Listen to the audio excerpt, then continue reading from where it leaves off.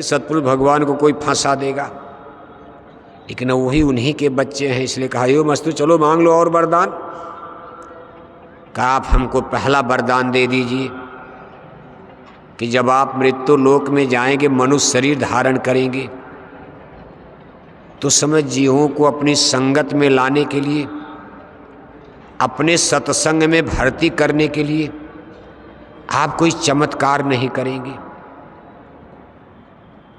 सतपुरुष भगवान थोड़ी देर लगे सोचने, इसके बाद उन्होंने कहा ठीक है यो मस्तु, हम कोई चमत्कार नहीं करेंगे। सरल स्वभाव न चित कुटिलाई, हम एक साधारण इंसान मनुष्य की तरह से हाड़ मांस के शरीर में जन्म लेकर अपना सत्संग का स्कूल लगाएंगे, आवाज़ लगाएंगे, जो हमारे सत्संग में आ जाएगा उसको हम धोएंगे, निर्मल करेंगे, शब्द धुन से जोड़ेंगे, नामदान देंगे, जो चलने को तैयार उसको ले जाएंगे। सत्संग में आने के लिए हम केवल प्रचार करवाएंगे कि अमर देश सतलोक चलने के लिए जहाज लग गई, चलो चलो बैठ जाओ, जहाज छूटने वाला है, जिसको चलना है चल रे हंसा अमर लोक के, छोड़ो ये संसारा हो, चलो चलो। लेकिन हम कोई चमत्कार नहीं दिखाएंगे। चमत्कार का मतलब किसी अंधे को तुरंत आंख दे दी, अंधा आदमी सत्संग में आया और पता चला उसकी आंख ठीक हो गई, बहरा सत्संग में आया उसका कान ठीक हो गया, कैंसर का मरीज आया पता चला चंगा हो गया, बेटा बेटी नहीं पता चला बेटा बेटी हो गए, वो आदमी तो कोई मुर्दा आया मुर्दा जिंदा हो गया। बताओ आप, अब संत तो सब कर सकते हैं। अगर गुरु महाराज ने एक मुर्दा जिंदा कर दिया होता इस आश्रम में, तो पूरा महोली गांव नहीं, पूरा मथुरा चेला बन गया होता रातों रात। लेकिन 60 बरस गुरु महाराज सत्संग सुनाते रहे। उसमें कुछ सत्संग तो कृष्णानगर आश्रम पर, पहले कृष्णानगर में आश्रम, छोटा आश्रम आज भी है, जब संगत कम थी 54-56 में, तो सत्संग कृष्णानगर में, यहाँ से 1 मील 2 मील की दूरी पर कृष्णानगर में आज भी आश्रम अपना, पहला आश्रम वहीं था। बाद में संगत बड़ी, यहाँ जमीन वमीन खरीद करके इमरजेंसी में सरकार ने इसको सब गड़बड़ कर दिया था, तोड़ ताड़ करके फिर ठीक किया। लेकिन देखो आज कितने साल से महोली गांव में लाउडस्पीकर की आवाज़, गुरु महाराज के सत्संग की आवाज़ महोली गांव सभा है। आपका आश्रम जहां बना है ये ग्राम पंचायत महोली है, सामने वो गांव है, लेकिन महोली में कोई सत्संगी नहीं बना आज तक।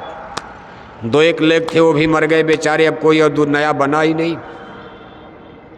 जबकि गुरु महाराज ने महोली गांव में पाइपलाइन, पानी भेजवाया, बिजली, तमाम तालाब खुदवाया, क्योंकि कुछ दिन तक प्रधानी यानी ग्राम पंचायत अध्यक्ष, जिसको प्रधान कहते, अपने आश्रम में ही प्रधानी थी महोली गांव की, और बहुत बड़ा काम गुरु महाराज ने करवाया ग्राम पंचायत महोली में। लेकिन महोली के लोग एक भी आदमी सुनने को तैयार नहीं। अब मान लो कोई चमत्कार हो जाता, एक मुर्दा जिंदा कर देते, तो लंदन अमेरिका तक, अब तो मोबाइल इंटरनेट कंप्यूटर का ज़माना, दुनिया दौड़ पड़ती कि भाई एक ऐसे महात्मा जहाँ मुर्दा जिलाने की मशीन है, सब लोग भाग कर आते। लेकिन ये चीज़ नहीं हो पाए क्योंकि वरदान दे दिया है कि हम मृत्यु लोक में कोई चमत्कार नहीं करेंगे, बस एक आधार सत्संग और शब्द। दूसरा वरदान उन्होंने मांगा कि आप हमको दूसरा वरदान दे दीजिए, इन सुरतों को, आत्माओं को हम जिस कंडीशन में, परिस्थिति में रखेंगे, ये उसी में खुश रहेंगे। ऐसा मसाला दे दिए इनको बेहोश कर दिया जाए, जैसे क्लोरोफार्म का नशा डॉक्टर इंजेक्शन लगा देता, अब जहाँ चाहे आपकी शरीर को काटे पीटे कुछ पता चलेगा। कहा इसी तरह हमको मसाला दे दीजिए। ये सूरतें बड़ी पावरफुल हैं, क्योंकि सूरत कोई कमज़ोर तो थी नहीं, आज कमज़ोर हो गए। खोडस भानु जाश, सूरत चली सतलोक से, आय फंसी जमजाल, जन्म मरण में पिल रही जिस दिन। सारी सूरतों में 16 सूरज, खोडस माने 16, भानु माने सूरज, 16 सूरज का प्रकाश, ऊर्जा, एनर्जी, पावर, शक्ति लेकर सारी सूरतें अमर देश सतलोक से निकली हैं। आज चाहे हिंदू में, चाहे मुसलमान में, ब्राह्मण में, क्षत्रिय में, यादव में, हरिजन में, कुर्मी हो, पटेल हो, जाट हो, गुजर हो, औरत हो, मर्द हो, बच्चा हो, बच्ची हो, इंजीनियर हो, डॉक्टर हो, राजा हो, रंक हो, अमीर हो, गरीब हो, हिंदू हो, मुसलमान हो, सिख हो, ईसाई हो, गाय हो, बैल हो, कुत्ता हो, बिल्ला हो, कीड़ा मकोड़ा, पशु पक्षी, इन एक एक सूरतों में, आत्माओं में 16 सूरज का प्रकाश है। और आज भी है। कैसे ब्रीफ कर दिया, कैसे ख़त्म कर दिया, दबा दिया। ख़त्म तो नहीं किया, प्रकाश को ब्रीफ कर दिया। जैसे जलते लैंप पर आप उसके शीशे पर टाट की पट्टी ऐसे लपेट दो, कई फेरा तो धीरे धीरे लैंप नहीं बुझेगा, लेकिन बाहर में लगेगा कि प्रकाश है ही नहीं।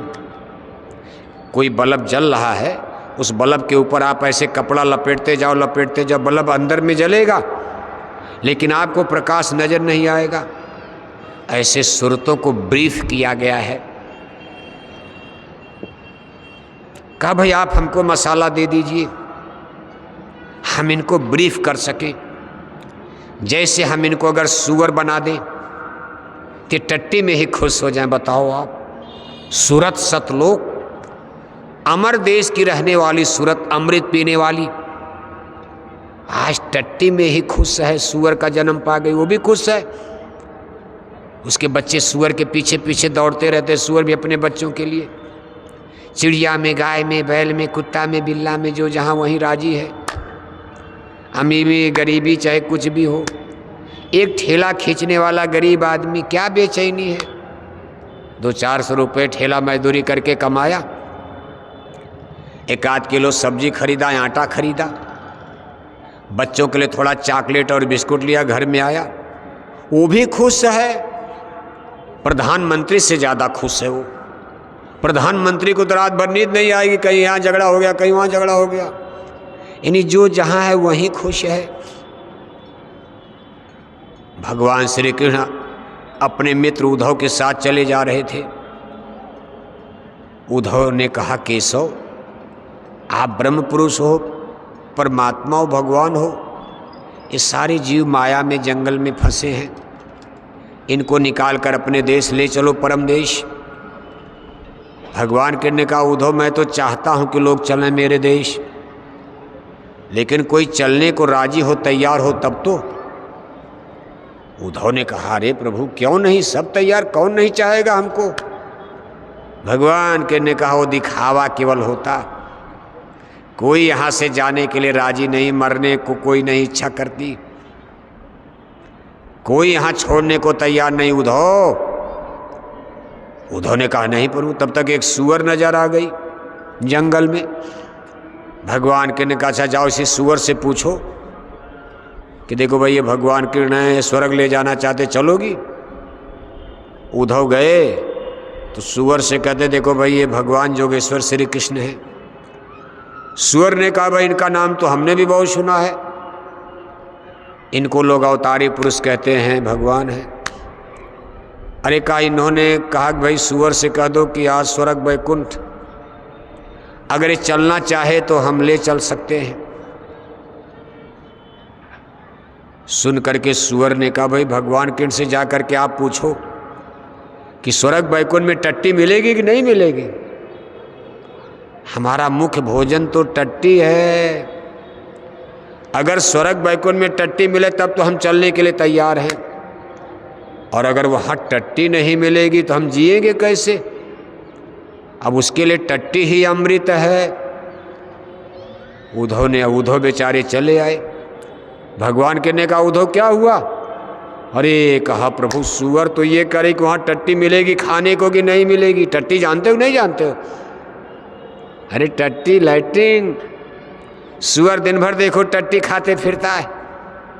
उसको व्यंजन 56 किस्म का व्यंजन पुआ पकवान दे दो, सुअर को अच्छा नहीं लगेगा। चाहे हिंदू टट्टी करे, चाहे मुसलमान टट्टी करे, टीबी कैंसर का मरीज टट्टी करे, आखिर वो भी तो सूरत है। वो भी कभी सतलोक की महारानी रही होगी, रानी रही, लेकिन आज उसको ऐसी जन्म जोनी में डाल दिया, वहीं खुश है।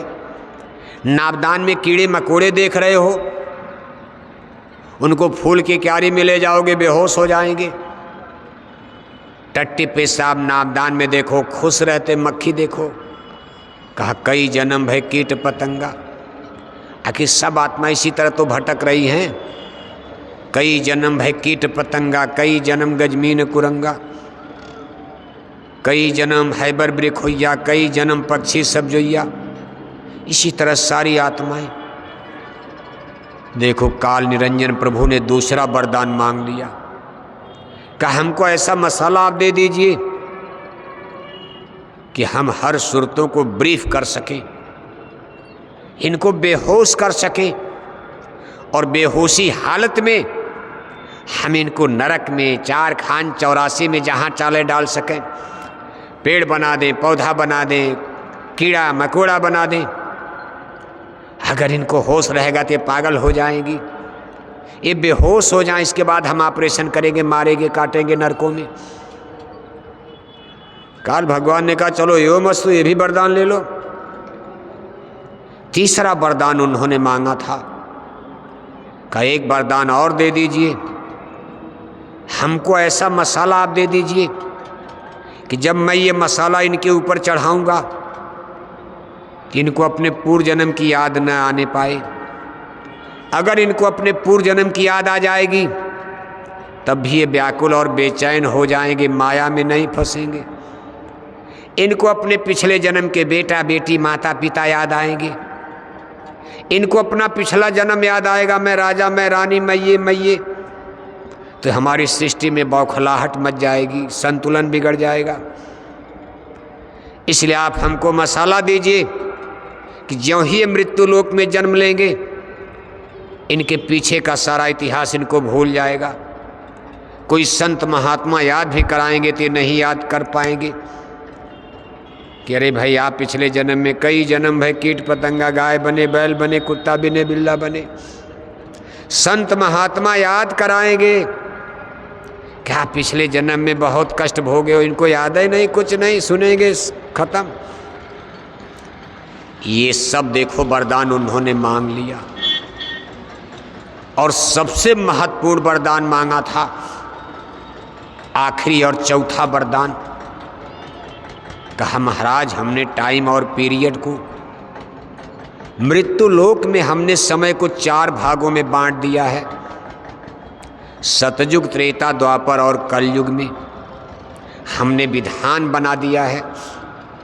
17,28,000 वर्ष तक सतयुग चलेगा, 12,98,000 वर्ष तक त्रेता, 8,64,000 वर्ष कलयुग,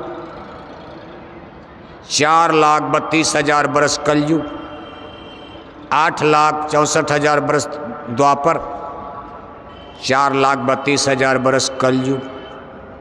इसके बाद फिर सतयुग, यानी राउंड सर्किल में चलेगा।